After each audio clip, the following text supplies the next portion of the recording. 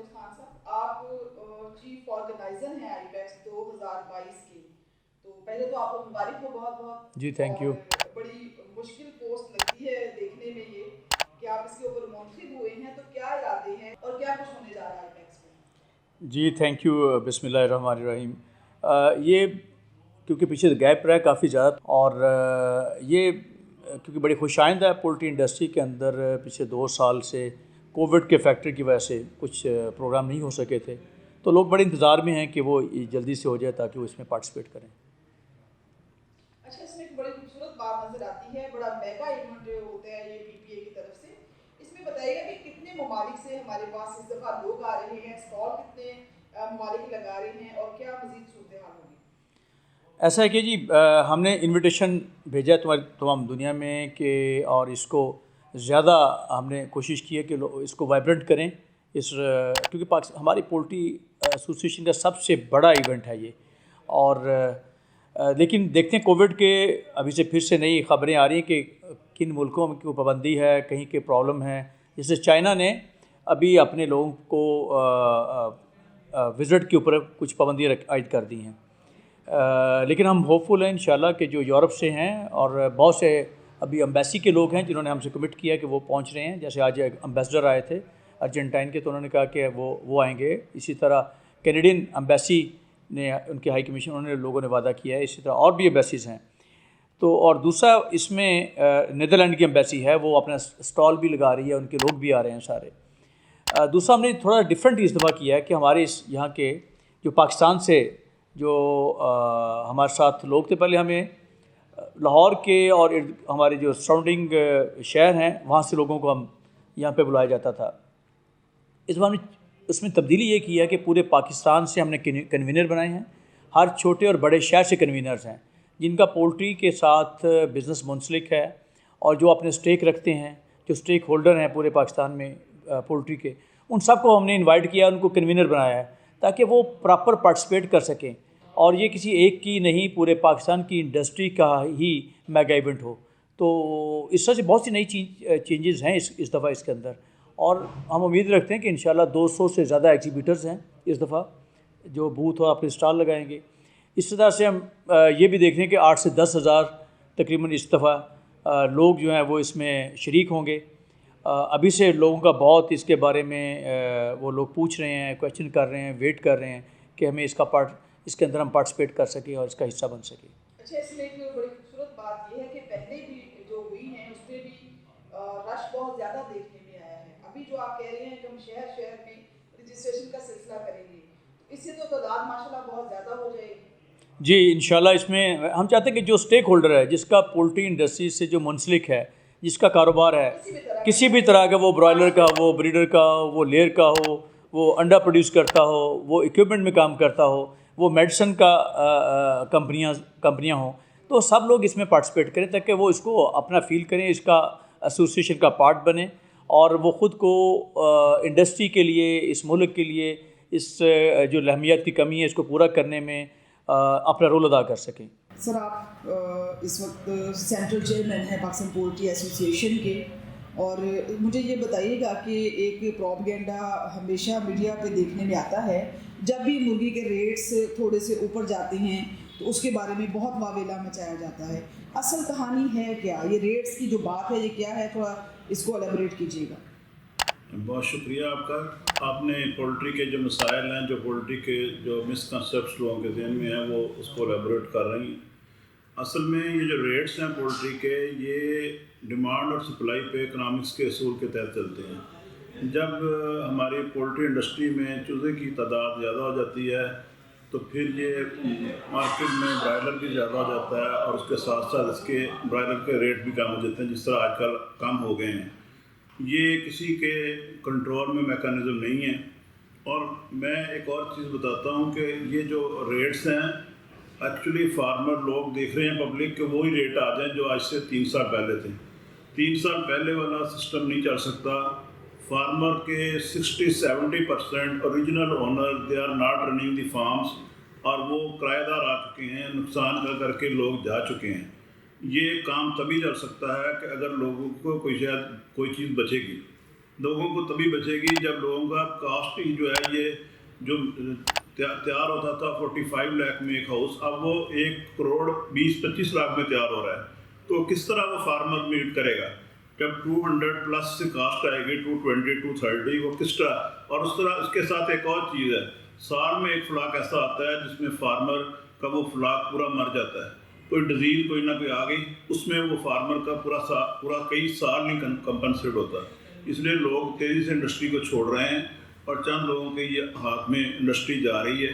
اور یہ اس کا گورنمنٹ سے بھی اپیل ہے کہ یہ بہت ضروری ہے کہ فارمر کے لیے بھی کچھ کریں، کیونکہ فارمر جو ہے وہ FOR فار MUR مر اس نہج پہ پہنچ چکا ہے.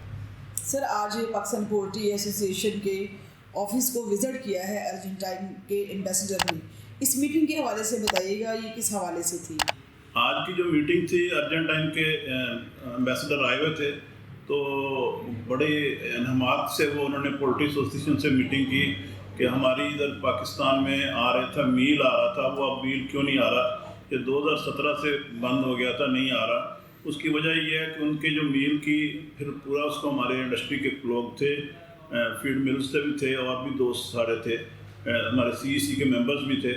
انہوں نے لیبوریٹ کیا کہ یہ ایکچولی آپ کا 2 پرابلمز ہیں. ایک تو جو برازیل ہے یا USA ہے ان کے میل کی جو ہے پروٹین زیادہ ہے، آپ کی کم ہے، اور اس کی وجہ سے ہم ادھر سے دوسرا یہ ہے کہ ہم وہاں سے اب یہ میل نہیں منگوا رہے، CD منگوا رہے ہیں، اور یہاں پہ ایکسٹریکٹ پلانٹ لگ گئے ہیں سارے، سب لوگوں نے لگائے ہیں تاکہ نہ وہ جو اس کی ہماری کاسٹ ہے، کیونکہ ہر بندہ اس وقت کاسٹ کے چکر میں ہے، چاہے کاسٹ کم ہے اور لوگ ہم سستی فیڈ دے سکیں فارمر کو. سر آپ اس وقت چیئرمین ہیں پاکستان پولٹری ایسوسی ایشن ناردرن زون کے، تو ابھی دیکھنے میں آیا ہے کہ پولٹری انڈسٹری کے مسائل بجائے کم ہونے کے بڑھتے جا رہے ہیں. جیسے ان پٹ کاسٹ کے اوپر بات کی جائے تو وہ بھی گورنمنٹ اس کے اوپر ابھی بات نہیں سن رہی ہے، تو کیا کہنا چاہیں گے حکومت سے؟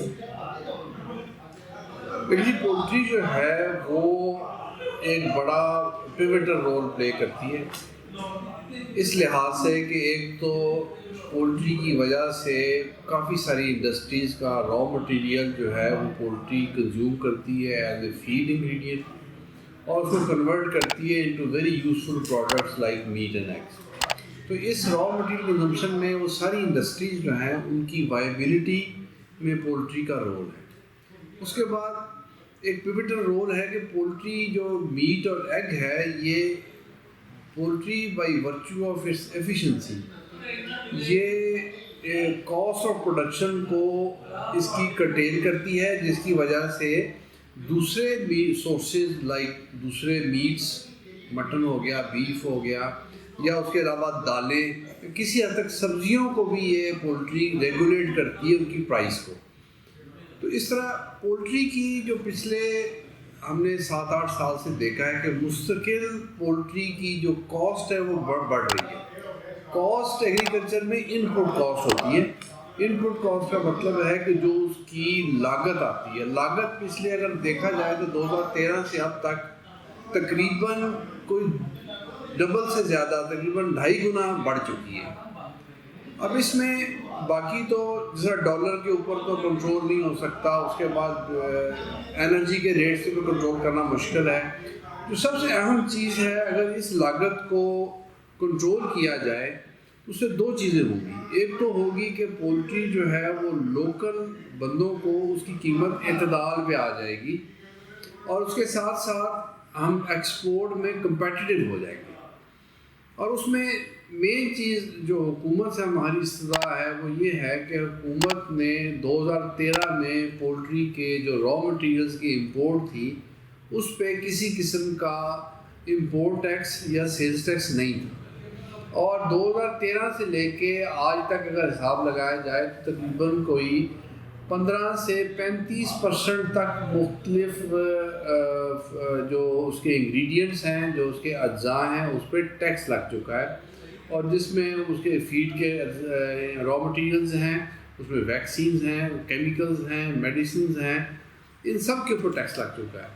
تو ہماری استدعا ہے گورنمنٹ کو کہ فوراً یہ ٹیکس 2013 کی سطح پہ لے جا کے اس کو ختم کیا جائے، تاکہ جو چیز را مٹیریلز کے اوپر جو ٹیکس ہوتا ہے وہ ایک قسم کا کاؤنٹر پروڈکٹیو ہوتا ہے. اس کا مطلب ہے کہ وہ سوائے اس پروڈکٹ کی قیمت بڑھانے کے اور اس کا کوئی رول نہیں ہے. اکثر جو پولٹری مصنوعات کی افغانستان برآمد ہے یہ بھی پوری طرح سے فعال نہیں ہے، حکومت سے کیا کہنا چاہیں گے؟ جی سر، افغانستان ایک ہمارے لیے ایسی نئی منڈی ہے جو کہ پہلے بھی ہم ایکسپورٹ کرتے تھے، لیکن اب پاکستان کے لیے بہت اچھی اپرچونیٹی ہے کہ افغانستان میں ایکسپورٹ ہو سکے. ایک ہمارے ملک میں بڑی نیگیٹو اپروچ یہ ہوتی ہے جس میں کافی سارے حکومتی ادارے بھی اس میں شامل ہیں. وہ یہ سمجھتے ہیں کہ اگر ایکسپورٹ ہوگی تو ملک میں قیمتیں بڑھ جائیں گی. یہ ایک غلط نیگیٹو سوچ ہے. اصل میں جب ایکسپورٹ ہوگی تو ڈیمانڈ بڑھے گی. جو چیز پولٹری سیکٹر میں ایگریکلچر میں ڈیمانڈ بڑھاتی ہے وہ پروڈکشن کو اسٹیمولیٹ کرتی ہے. وہ اس سے پروڈکشن اور بڑھ جائے گی. اس سے ڈیمانڈ بڑھے گی تو پروڈکشن بڑھے گی. پروڈکشن بڑھے گی تو جتنی پروڈکشن زیادہ ہوگی اتنی قیمتیں اعتدال میں آئیں گی. تو یہ ایک اس سوچ کے تحت پھر ہمیشہ یہ ریئیکشن آتا ہے جب ایکسپورٹ کی اپرچونیٹی آتی ہے جو کہ پاکستان کے لیے بہت ضروری چیز ہے. ڈالر جو ہے پاکستان کو انتہائی ضروری چیز ہے کہ ڈالر کمائے پاکستان. تو اس میں پہلا ریئیکشن یہ آتا ہے کہ ایکسپورٹ کو بند کرنے کی کوشش کی جاتی ہے.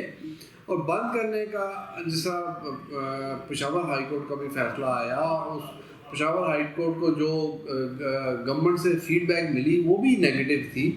تو ہم نے ان کو یہ بتایا جی کہ ایکسپورٹ جو ہے وہ ہوگی تو پروڈکشن اسٹیمولیٹ ہوگی، پروڈکشن بڑھے گی. اور خیر انہوں نے کافی حد تک ہم سے وہ ایگریمنٹ بھی کیا اور اس میں ایک کنڈیشنل طور پہ ایکسپورٹ جو ہے وہ اس کی شروع کر دی. لیکن ہے کہ یہ اس میں ہمارا یہ موقف ہے کہ ایکسپورٹ کو انکریج کرنا چاہیے اور پولٹری میں بہت بڑا پوٹینشیل ہے ایکسپورٹ کرنے کا. پاکستان کے ارد گرد جو ملک ہیں وہ تقریباً کوئی 450 سے 600 بلین ڈالر کی حلال فوڈ کی انڈسٹری ہے جو کہ ایشیا میں اور مڈل ایسٹ میں موجود ہے، جو کہ ہمارے سے لاجسٹیکلی فاصلہ ان کا بڑا پریکٹیکل ہے. تو ہم اس میں کوئی حصہ ہمارا اس وقت نہیں ہے. تو یہ ایکسپورٹ ایک اگر افغانستان ہے تو ہمیں اس منڈی میں فعال کردار ادا کرنا چاہیے، ہمیں ایکسپورٹ کرنی چاہیے اور اس فکر سے نکل جانا چاہیے کہ ایکسپورٹ سے کوئی قیمتیں بڑھیں گی. ایکسپورٹ ہوگی تو پروڈکشن اسٹیمولیٹ ہوگی. ایگریکلچر میں قیمتوں کو کنٹرول کرنے کا ایک ہی طریقہ ہے، وہ یہ ہے کہ آپ پیداوار زیادہ کریں. پیداوار زیادہ کریں. کبھی نہیں ہوا کہ پیداوار کم ہوگی اور قیمتیں جو ہے نا کم ہوں گی، ایسا نہیں ہوتا. پیداوار بڑھے گی تو قیمتیں اعتدال میں آئیں گی.